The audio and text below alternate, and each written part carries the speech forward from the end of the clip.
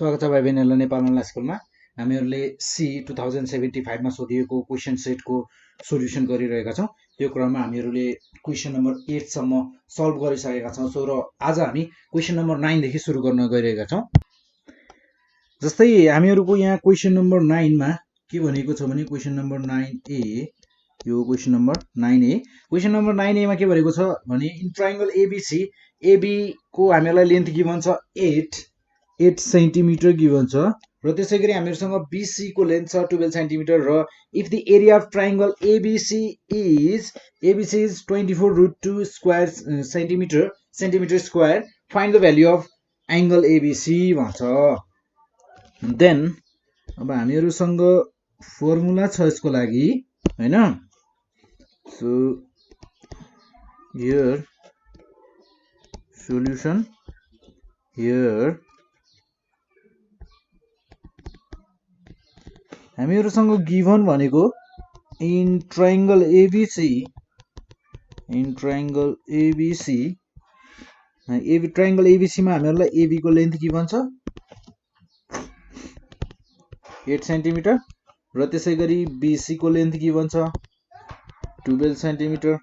Then हामीहरुलाई given छ area of triangle ABC पनि given छ, जसलाई मैले A भनेर भने। त्यो भनेको हामीहरुसँग छ 24√2 सेन्टिमिटर स्क्वायर। सो हामीहरुलाई जे गिभन छ हामी त्यहीबाट सुरु गर्छौं। सो हामीहरुको एरिया अफ ट्रायंगल ABC भनेको के हुन्छ? ट्रायंगल ABC भनेको हुन्छ हामीहरुको 1/2 AB into BC र हामीहरुले यहाँ एंगल राख्दा के राख्नु पर्छ त? एंगल जस्तै यहाँ हामीहरुको AB आएको छ। अब AB हो भने यो AB भनेको के हो त? स्मल c र त्यसैगरी BC भनेको स्मल a, AC आयो र भने हामीहरुको अब साइन के हुनु पर्छ त? यहाँ B हुनु पर्छ। यानी कि हामीहरुले निकाल्नु पर्ने एंगल कुन थियो? एंगल ABC हैन त? हो, angle ABC is equals to what? यो हामीहरुले निकाल्नु पर्ने छ। सो 1/2 AB भनेको हामीहरुसँग छ 8 सेन्टिमिटर इन्टु 12 सेन्टिमिटर र साइन B हामीहरुले क्याल्कुलेट गर्नु पर्ने छ। सो हामीहरुसँग एरिया अफ ट्रायंगल ABC छ 24√2 सेन्टिमिटर स्क्वायर और 24√2 into 2 centimetre square is equals to 12। 8 जा हामीहरुको कति हुन्छ त? भने भयो 96। Then 96 centimetre square sine B, centimetre square cancel out. So 48√2 is equals to 96 sine B। हामीहरु यसलाई लेख्न सक्छौं sine B is equals to 48√2 by 96। Then यसलाई यो भनेको हामीहरुको 48 को डबल भनेको कति हुन्छ थाहा छ? 96 हुन्छ। सो √2 by 2 हुने भयो। देन हामीहरुले यसलाई साइन 45 को भ्यालु कति हुन्छ? 1/√2। साइन 45 को 1/√2 हुन्छ। देन भने हामीहरु यसलाई यस्तो गर्न सक्छौं के √2 को square is equals to √2 upon √2 into √2 हो। √2 क्यान्सल आउट और साइन B भनेको त हामीहरुको 1/√2। यो पछाडीको एउटा दुईटा स्टेप नगरेर सिधै 1/√2 लेख्दा पनि हुन्छ। त्यो मैले बुझाउनलाई लेखेको। सो हामीहरुको यहाँ B भनेको के हुने भयो त? Sine inverse 1/√2। यो भनेको त हामीहरुको हुने भयो। Therefore B is equals to 45 degree. Hence the required angle,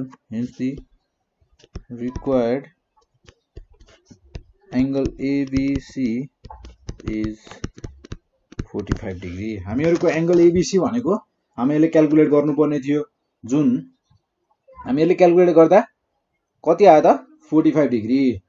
so त्यसै गरी अब 9B हेरौँ है, क्वेसन नम्बर 9B हेरौँ। क्वेसन नम्बर 9 को बी, देन क्वेसन नम्बर 9 को बी को क्वेसन नम्बर 9 को बी मा के भनेको छ भने यसमा भनेको छ in a continuous series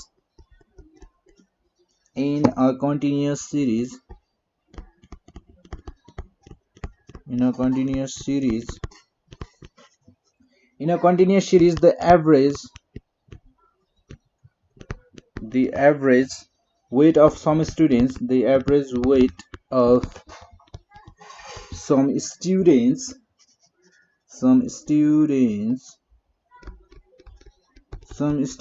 is 50 kg and the sum of their weights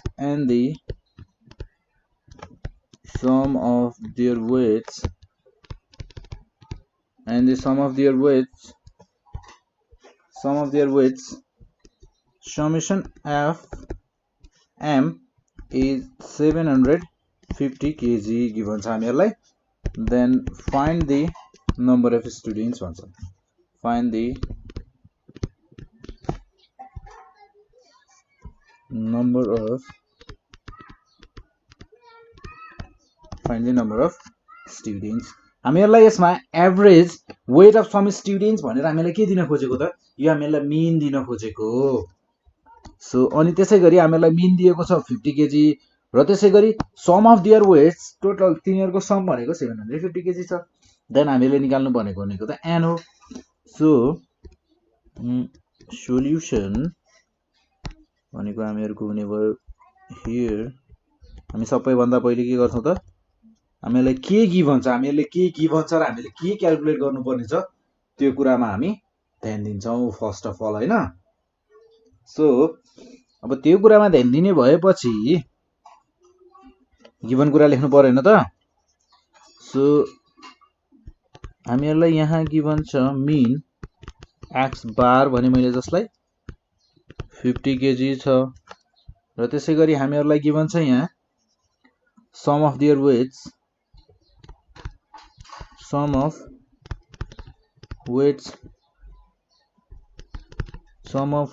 हामीहरुसँग छ समेसन fm भनेर छ र यो गिभन छ हामीहरुलाई 750 केजी छ।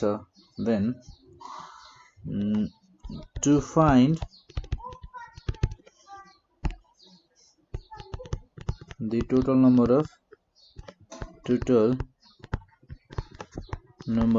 students, हामीहरुले टोटल नम्बर अफ स्टुडेन्ट्स कति छ भनेर क्याल्कुलेट गर्नुपर्ने छ, जसलाई भने मैले n is equals to what, sorry यहाँ व्हाट लेखिराख्नु परेन। सो अब now we know mean is equals to हामीहरुसँग हुन्छ summation of weights summation fm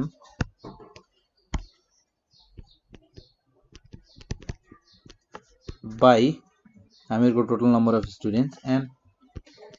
so और हामीहरुसँग छ 50 इज इक्वल्स टु हामीहरुसँग summation fm 750। so n, then n is equals to 750 divided by 50, therefore n is equals to 0 0 cancel out, 5 15 75, hence the required total number of students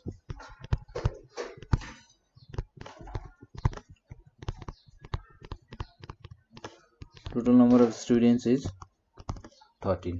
हामीहरुको total number of students 13 जना रहेछ। So त्यसै गरी अब हेरौं हामी question number 10। हामीहरुको अब group be को last question, जसमा हामीहरुको दुईटा क्वेशन छ, इम्बेडेड दुईटा क्वेशन छ। त्यही क्वेशन नम्बर 10 को ए हामीहरूलाई क्वेसनमा छ, क्वेसन हामीहरूलाई छ यो प्रोबेबिलिटीबाट, if a dice is rolled, and a coin is tossed at the same time,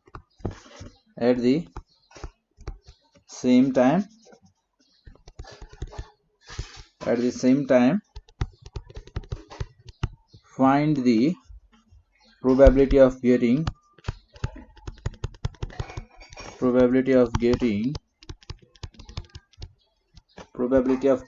even number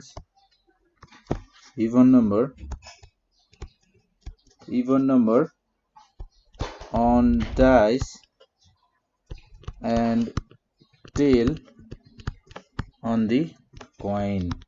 ध्यान दिनुपर्ने कुरा यहाँ एन्ड, यो कुरा त अब तपाईहरुले यदि क्वेशन पेपर सल्भ गर्न थालिसक्नु भएको छ आफ्नो एक्जामको तयारीको लागि भने यो कुरा त तपाईहरुले बुझ्नुहुन्छ। सो यसको सोल्युसन हामीहरुको हुने भयो। अब यसमा हामीहरुलाई स्याम्पल स्पेस फर स्याम्पल जोन भनिन्छ। स्याम्पल स्पेस फर कोइन चाहिँ हामीहरुको कतिवटा हुने भयो? स्याम्पल स्पेस हामीहरुको कोइनमा हुने भयो हेड या टेल, त्यो भन्दा बढी हुन सक्दैन। सो हियर हामीहरुको पहिले कोइनको लागि लेखौं ल। स्याम्पल स्पेस फर कोइन र मैले यसलाई भने स्याम्पल स्पेस ल S1 भने।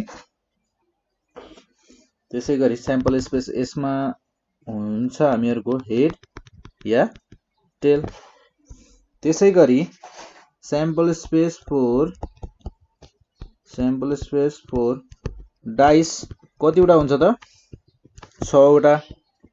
यसलाई भनौं S2 1 2 3 4 5 अनि 6। र स्याम्पल स्पेस फर बोथ, यो दुईटैको लागि स्याम्पल स्पेस हेर्ने हो भने स्याम्पल स्पेस फर बोथ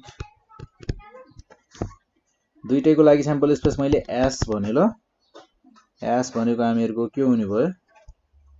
जस्तै हेड 1 आउन सक्छ र त्यसैगरी हेड 2 हुन सक्छ, हेड आउन सक्छ कोइनमा र त्यसैगरी डाइसमा आउन सक्छ 3, त्यसैगरी हेड आउन सक्छ र 4 पनि आउन सक्छ, हेड 5 हेड 6 र त्यसैगरी अब हेडको नआएर टेल पनि आउन सक्छ, टेल अनि त्यसपछि टेल आउन सक्छ 1, टेल अनि 2 आउन सक्छ डाइसमा, टेल कोइनमा र 3 डाइसमा आउन सक्छ, त्यसैगरी टेल र 4 टेल र 5 टेल र 6। देन यसमा हामीहरुको total number of sample space कतिवटा हुने भयो त? Total number of sample space कतिवटा हुने भयो? 1 2 3 4 5 6 7 8 9 10 11 12 वटा रहेछ। स्याम्पल स्पेस यसमा 12 वटा रहेछ। मैले जसलाई के भने n s = 12, ठीक छ। देन प्रोबेबिलिटी अफ टेल र हामीहरुको यहाँ प्रोबेबिलिटी क्याल्कुलेट गर्नुपर्ने हामीले के को छ? Tail and tail on the coin and हामीहरुको छ इभन नम्बर्स अन डाइस। अब टेल त हामीहरुको टेल र even numbers on dice. Even number कतिवटा हुन्छन्? इभन नम्बर हामीहरुको इभन नम्बरको लागि मैले भने ल ई भनेर भने ल, टी र even numbers on dice. So = what? Probability of tail and even numbers on dice. So we know probability for tail के हुने भयो? 1/2, ठीक छ। र and probability for even numbers हुने भयो हामीहरुको 3/6, यानी कि 1/2 नै हुने भयो। किनकि हामीहरुको इभन नम्बर्स 1 देखि 6 सम्म कतिवटा छन्?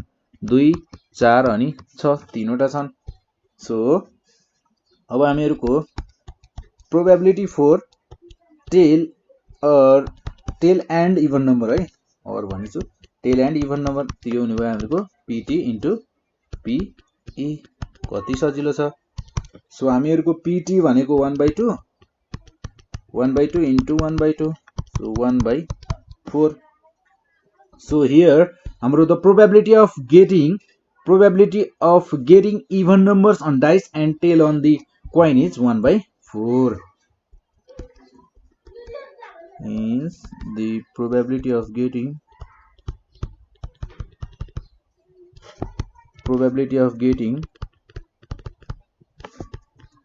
even numbers on dice